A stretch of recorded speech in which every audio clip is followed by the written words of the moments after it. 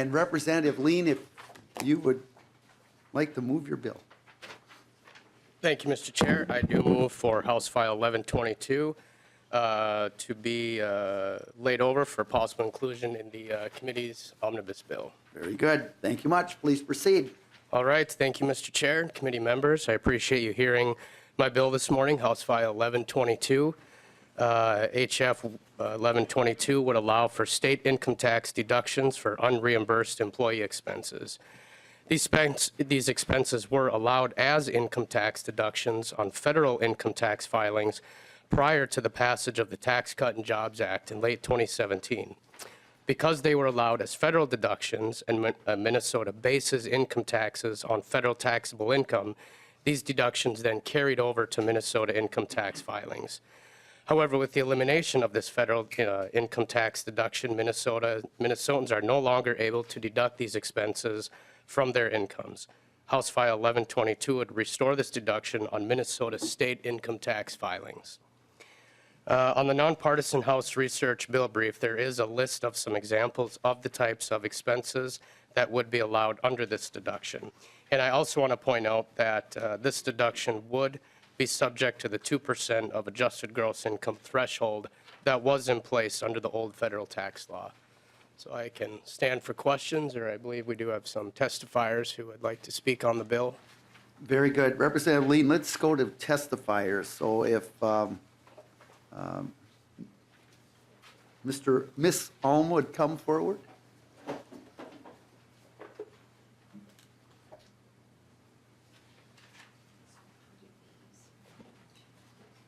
Good morning. Welcome to the committee. If you'd please state your name and then begin your testimony. Good morning, Christine Ulm. If I knew I was coming again, I wouldn't have dyed my hair blue. Okay.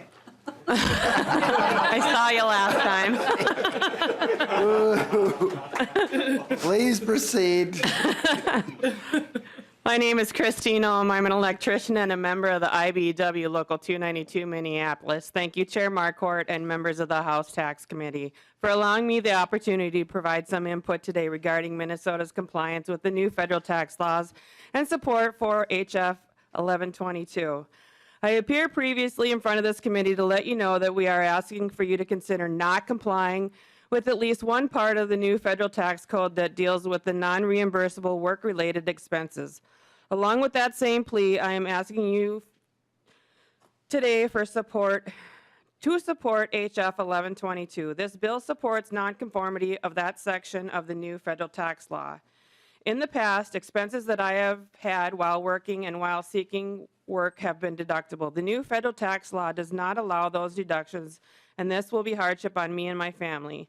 This past deduction has been by no means a windfall for working families like mine. This deduction has helped me to make the impact of being unemployed and seeking work or traveling away from families for employment just a little bit more financially bearable.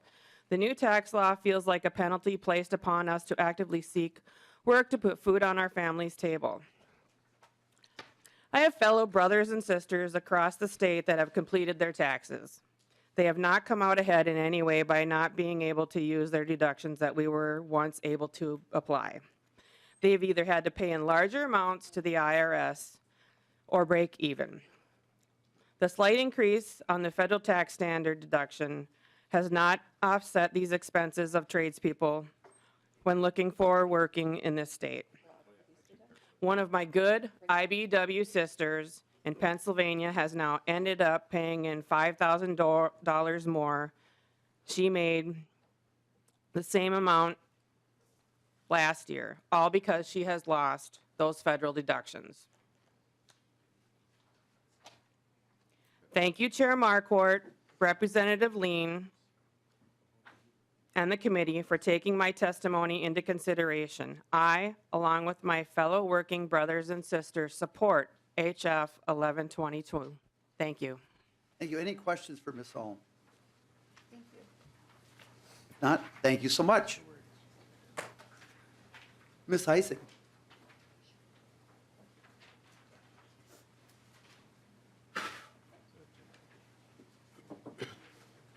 Good morning. Welcome. Please state your name.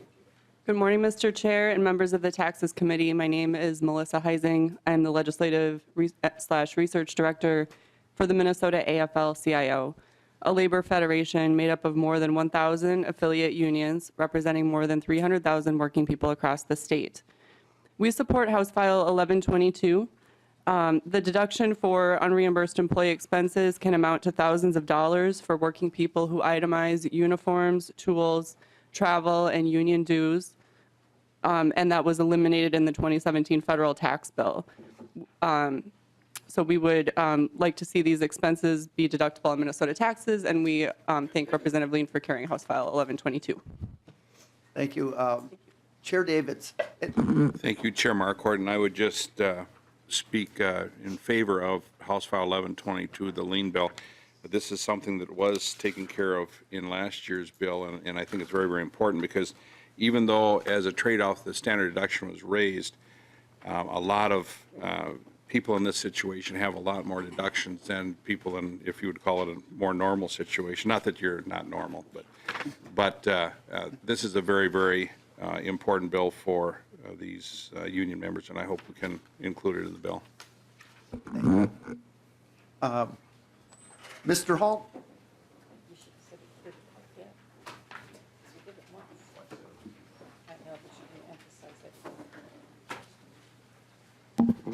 Great. Please state your name. Good morning. Perfect. Good morning, Mr. Chairman, members of the committee. My name is Max Hall, and I represent AFSCME Council 5. We are a labor union representing more than 43,000 working people in this state. I would first like to start off by thanking Representative Lean for reaching out to us and other stakeholders on House File 1122. As you've heard from the previous testifiers, and I won't elaborate further beyond their points, but this is a very important piece of legislation for working families. And I also appreciate, Mr. Chairman, the conversations that we've had on this very important bill as well. I think it's worth noting a couple of the deductions that were repealed in the 2017 tax bill. For us, it's very clear that working families were negatively impacted, especially with this deductions repeal. Home offices, home office expenses, medical examinations that are required by an employer, tools and supplies, which you've heard from my union sister about, travel, transportation, meals, entertainment, gifts, and lodging, union dues, work clothes, and the list is very expansive, as you can tell from the House research brief. This bill is relatively small in terms of its cost, and I think that's worth noting as well. And the fiscal note that was prepared by Revenue highlights the fact that 93,400 returns are impacted. That's directly impacting the lives in a positive way of working families. And so we, again, would just like to reiterate our support for House File 1122. And thank you very much, Mr. Chairman and Representative Lean, for bringing this forward and hearing our comments.